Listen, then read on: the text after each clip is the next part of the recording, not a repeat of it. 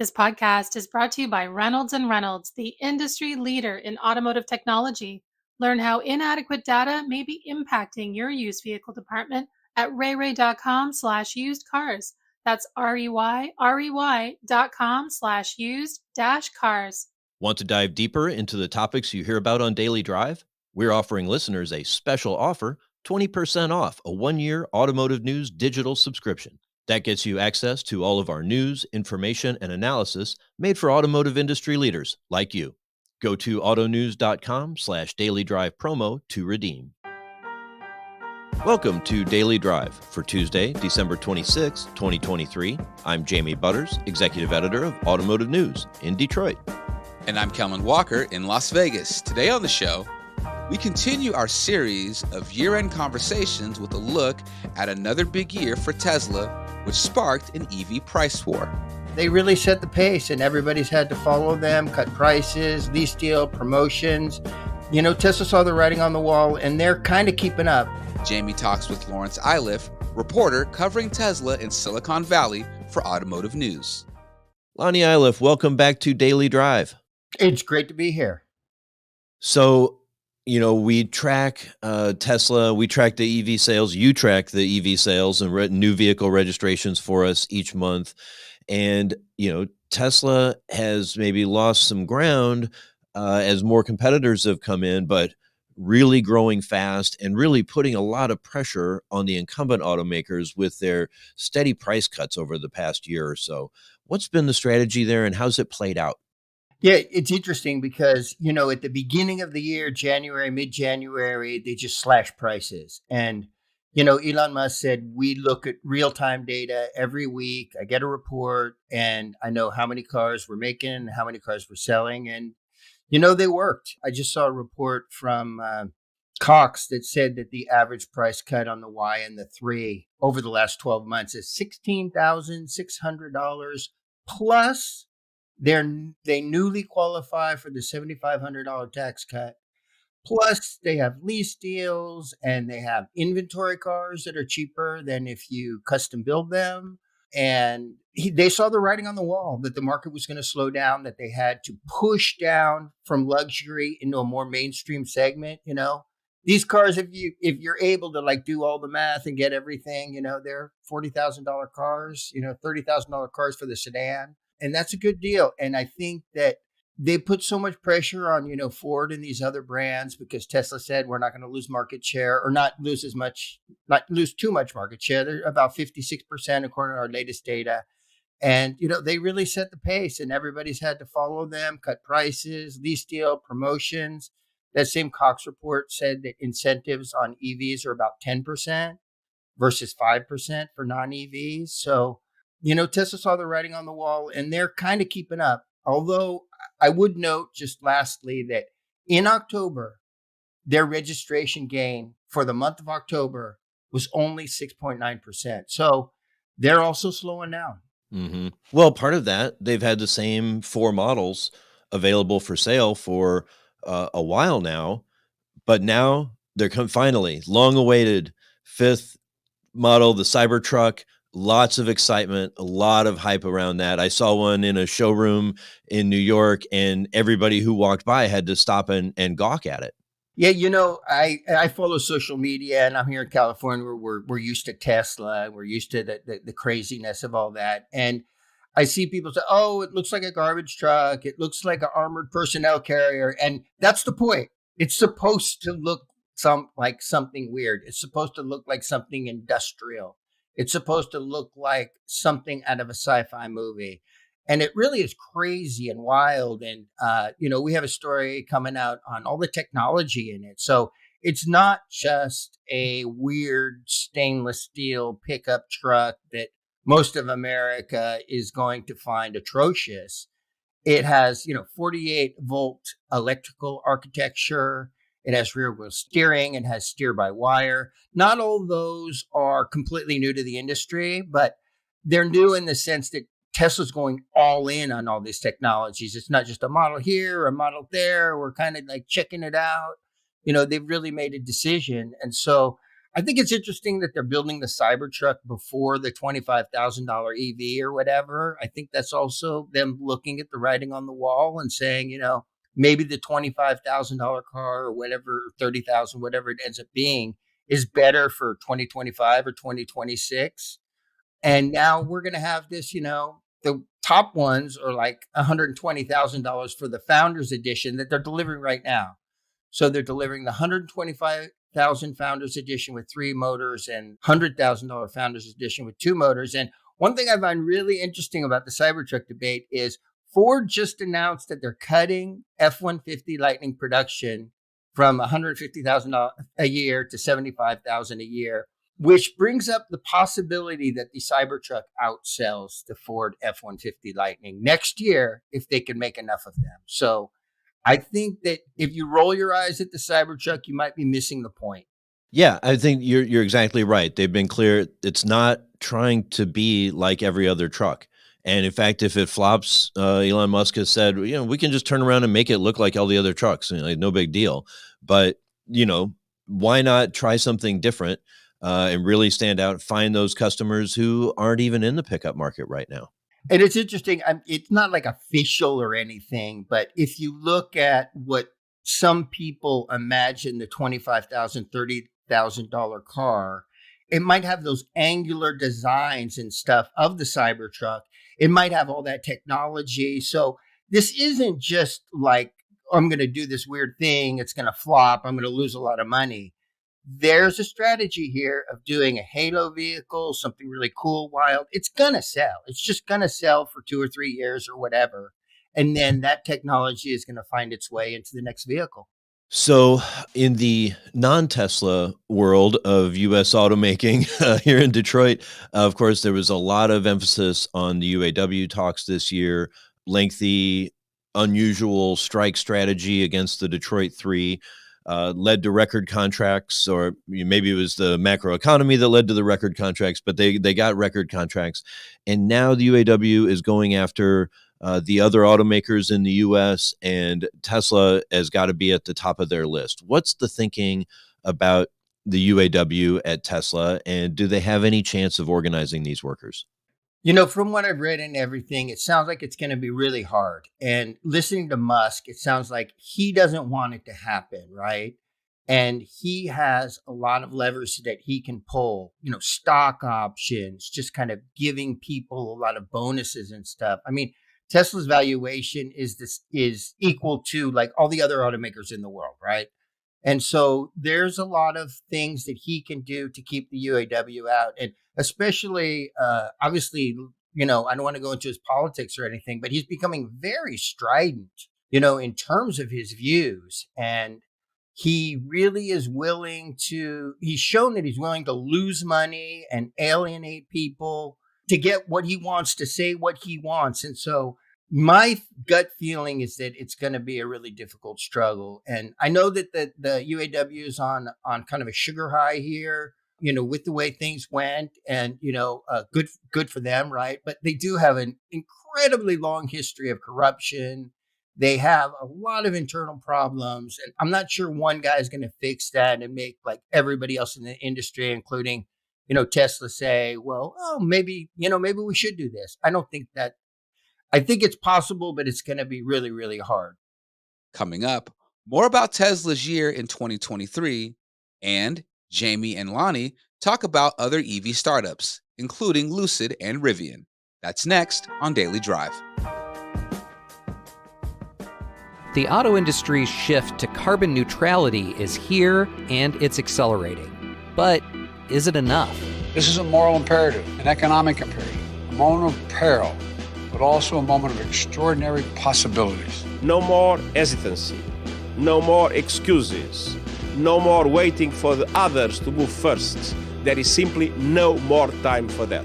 Driving to Zero is a new podcast series from Automotive News that looks at the auto industry's roadmap to carbon neutrality. We take a big picture look at the environmental, political, and social trends pushing the move toward a greener future. And we pull back the curtain on how these decisions are being made at the highest levels. I said, the headline that you need is GM believes in an all-electric future. And I think Dan Ammon and Mary Barra pretty much said the same thing, which is like, but we don't. Spoiler alert, they came around to that idea. Find out how and much more. I'm Jake Neer. Join me and Automotive News Executive Editor Jamie Butters on Driving to Zero, available now wherever you get your podcasts. Lack of inventory, increased auction fees, and a volatile market means stocking your lot can be challenging these days. To be successful, you have to move fast. You need to make decisions quickly at auction. You need to inspect trade-ins and decide on an offer that will benefit you without slowing down the sales process. You need to appraise and price vehicles with the most up-to-date information possible in a market that can change quickly. But the data you rely on to make these decisions could be holding you back.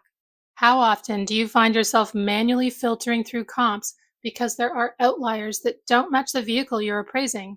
When unexpected mechanical issues come up, how much time do you have to spend looking back through comps to reprice the vehicle and determine if the reconditioning costs are worth it? How long do you spend searching through individual auction and third-party websites for the inventory you need? These problems affect the entire used vehicle process, from acquisition to appraisal to merchandising. Visit rayray.com/used cars to explore how old and irrelevant vehicle information may be holding you back and discover how to make improvements for faster, more accurate, and more profitable decisions. That's rey.com/used-cars. Welcome back to Daily Drive. I'm Jamie Butters with Kellen Walker. We're listening to my conversation with Laurence Iliff, who covers Tesla and Silicon Valley for us at Automotive News. Here's more of our conversation about the biggest stories he covered in 2023. It's the contrast is interesting in that, Tesla is very independent, very clean slate, wholly unlike any other automaker that came before it. And yet we have one of the biggest stories of the year was Tesla choosing to partner with the biggest incumbents to share their coveted charging network starting in 2025 and going forward. That seems like that was such an amazing development. What does that mean for Tesla going forward? I think this is kind of the wildest story of the year. I mean, the Cybertruck is wild, but this is wild. You have this, first class charging infrastructure. Everybody loves it. It's a great reason to buy a Tesla. Everybody says, don't buy an EV if you're going to road trip unless you buy a Tesla.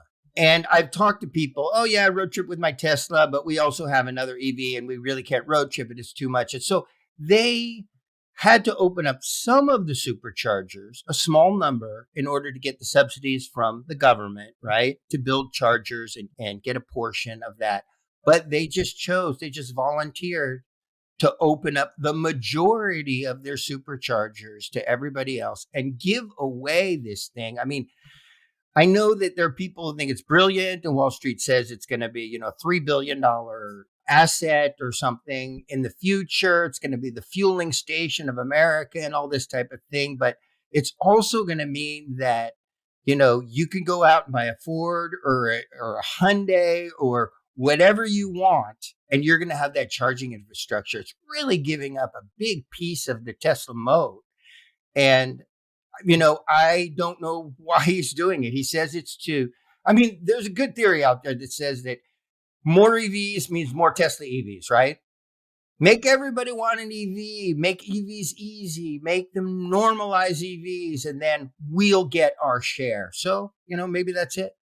You go back to the original master plan, right? And it was to wean society off of carbon, and he talked a lot in those early days about the importance of showing a path for the industry and then bringing the rest of the industry along with them. There was kind of a period there in between where it was like, screw you guys. I don't I'm just going to destroy you all. I'm going to eat all your lunches. And so that was what made this development such a surprise to me, the announcements with Ford and GM and then eventually almost everybody. Something I'm amazed at, like how future forward they always are looking, right? some people would say, we're giving up this incredible asset. Don't do it. Don't do it. And yet, we're also getting to the point where there's some saturation in the EV market and people are like, I don't know, and stuff. And so this is kind of a brilliant way to say, no, I'm looking down the road and I'm going to open up all this. Everybody's going to want an EV. Everybody's going to love EV. And we're going to compete against them, very aggressively. And we're going to get our share. I mean, it's not that the kind of short-term thinking that we see sometimes from a lot of companies in the auto industry and in other industries. It's really much part of the master plan, like you said, a much bigger plan. And I think it's brilliant. I think it's risky, but it's brilliant. But that's kind of the definition of Tesla. Well, we could talk about Tesla all day, but you do cover a couple of other interesting companies. I want to make sure we touch on them. Lucid has been one, of course, led by Peter Rawlinson, former Tesla executive. It's really has some struggles. Great technology, beautiful cars, but not working as a business at this point.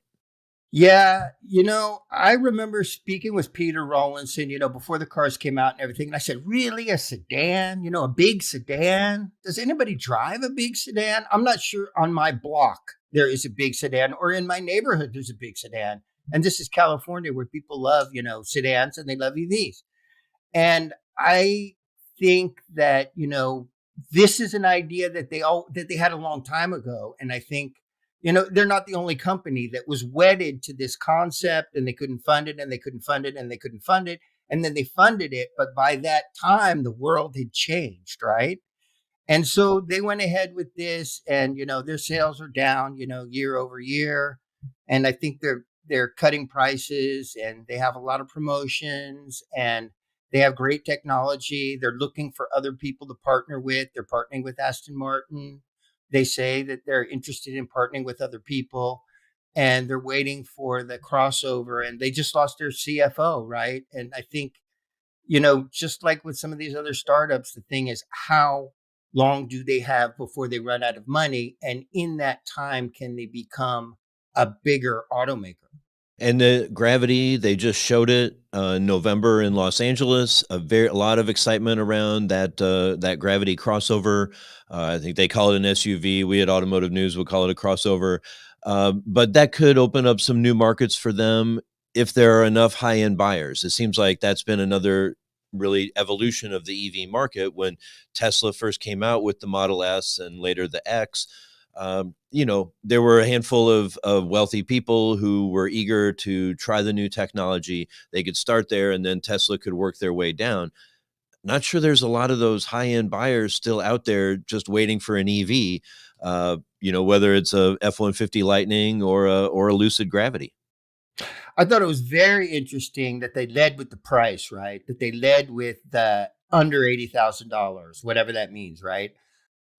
That's an estimate, and it doesn't include, destination or whatever. But I think that they are trying to become more of a mainstream luxury car maker, right? Where $80,000 for Mercedes or BMW is like not outrageous. That doesn't, explode your brain. When they came out with the Air and it was $170,000 for the limited Dream Edition, they got a reputation for being, supercar prices or whatever. Maybe not supercar, but what I mean, very high prices. And I think that was a mistake. And I think now they're trying to change their reputation as Mercedes, BMW. They're trying to get in there.